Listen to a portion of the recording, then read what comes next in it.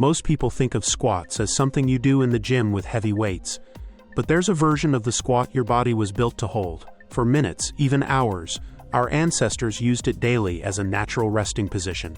Yet today, most people struggle to stay in it for even 60 seconds. This simple position isn't just about flexibility. It can unlock your hips, fire up your core, protect your spine, and even restore mobility you thought was gone for good. It's called the resting squat, and once you understand its benefits, you'll wonder why you haven't been doing it every day. Here's what happens to your body when you practice it consistently. Your hips finally open up. Years of sitting in chairs lock your hip joints at 90 degrees, shrinking your natural range of motion. Resting squats reverse that, waking up dormant muscles and giving you smoother, more powerful movement with every step. Your lower back gets relief. Tight hips pull your spine into bad positions, but in the resting squat, your pelvis realigns naturally. For many, back tension eases almost immediately.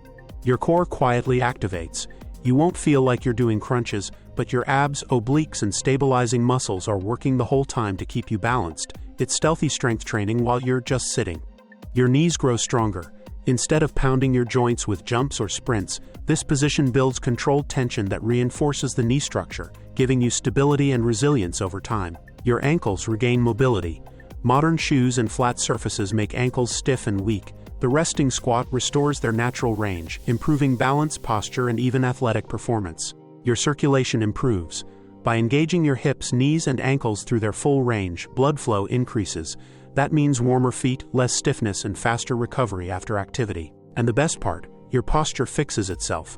When your spine stacks naturally, your body learns how to stand taller and move with less effort. No shoulders back reminders needed. So how do you do it? Stand with feet about shoulder width apart, toes slightly out. Bend at the knees and hips to lower yourself down. Keep your feet flat, back tall, and knees in line with your toes. Start with shallow holds and build deeper as you improve. Even 30 seconds a day is a great beginning. Aim to work up to 5 to 10 minutes over time. If balance is tough, hold onto a support until your mobility catches up. Stick with it for just 2 weeks, and you may notice you walk easier, stand taller, and feel looser than you have in years.